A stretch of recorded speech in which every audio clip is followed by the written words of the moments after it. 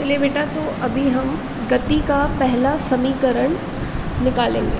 गति का पहला समीकरण होता है v is equal to u plus a t, या इसी को लिख सकते हैं v minus u is equal to a T.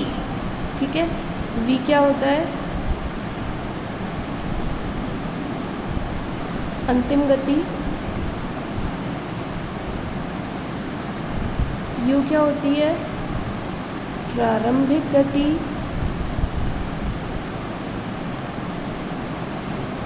ए क्या होता है? एक्सीलरेशन यानी कि त्वरण। और टी हमारा होता है टाइम यानी कि समय।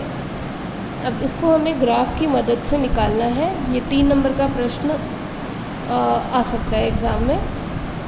तो देखिए कैसे निकालेंगे। सबसे पहले हम निकालेंगे यहाँ से वैल्यूज़ निकाल लेंगे। देखिए, तो यहाँ ये ऑब्जेक्ट है, ये जो भी ऑब्जेक्ट है, जो भी गाड़ी है, यहाँ से चलना शुरू हुई और कुछ इस तरह से आगे बढ़ी और B तक पहुँची, यानी A से चलना शुरू हुई और B तक पहुँची। यहाँ गति 0 थी, लेकिन यहाँ जब A पे है तो इसकी गति है यहाँ पे U। ठीक है, यानी कि प्रारंभिक गति है U।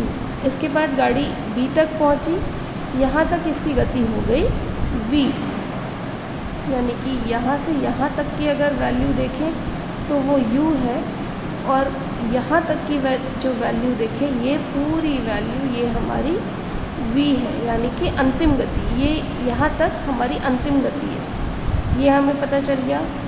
ये हमारा AD अगर देखा जाए तो ये हमारा क्या है? ये हमारा समय है। A से B तक जाने में हमें कितना समय लगा? इतना समय लगा AD, तो यही हम लिख देंगे OA, और OA के ही बराबर है CD।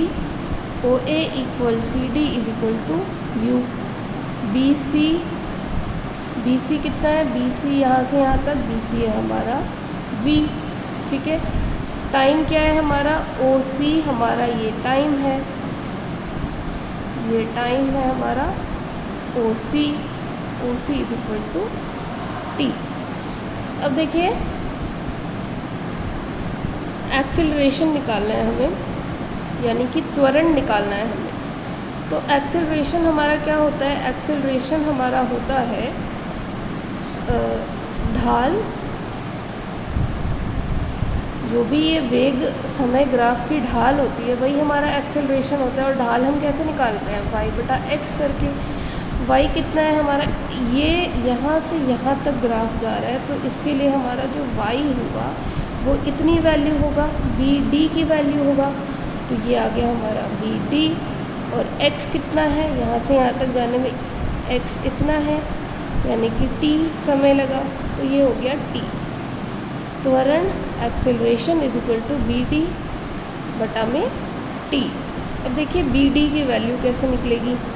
BD ये वैल्यू ये हमें पता नहीं है, तो हम निकाल सकते हैं। ये वैल्यू चाहिए तो हम निकाल सकते हैं इस पूरी वैल्यू में से इतने को माइनस कर दो। इतना पार्ट हमें चाहिए, तो इस पूरे में से अगर इतने को निकाल दें तो हमारा ये पोर्शन आ जाएगा। ठीक है, तो BD आ जाएगा हमारा, यानी कि अगर हम BC में से CD को निकाल दें, बाकी सारी चीज़ें सेम है, ये ऐसे रहेगा। अब देखो BC कितना है? BC हमने लिखा हुआ है V। CD कितना है? CD भी हमने लिखा हुआ है U। T का T, ये आ गया V minus U is equal to AT, या फिर आ गया V इज इक्वल टू, ये इधर चला गया, U प्लस AT। यही है हमारा गति का पहला समीकरण। एक बार फिर से देख लें। ऑब्जेक्ट चलना शुरू हुई, A से चलती गई और B तक पहुंच गई। शुरू में उसकी जो गति थी वो U थी, और बाद में जो अंतिम गति थी वो उसकी V थी। ठीक है, ये हमने बता दिया। OA जो है वो प्रारंभिक गति है, शुरू की गति है, और जो BC है वो अंतिम गति है, और OC क्या है? वो समय है, टाइम है। अब हमें पता है एक्सेलरेशन, जो वेग समय ग्राफ का जो ढाल होता है वो हमें क्या देगा, एक्सेलरेशन देगा। एक्सेलरेशन ढाल क्या होती है, y/x।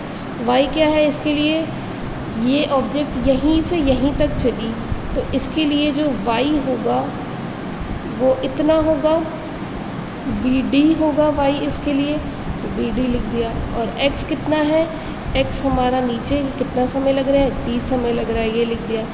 अब bd की वैल्यू निकालनी है तो हमें bc में से cd घटा दो तो bd आ जाएगा। bc में से cd घटा दिया, बाकी सारी चीज़ें सेम रखी, यहाँ से वैल्यू कर दी, v minus u is equal to 80, v is equal to 80, v is equal to u plus 80। ये आ गया हमारा गति का पहला समीकरण।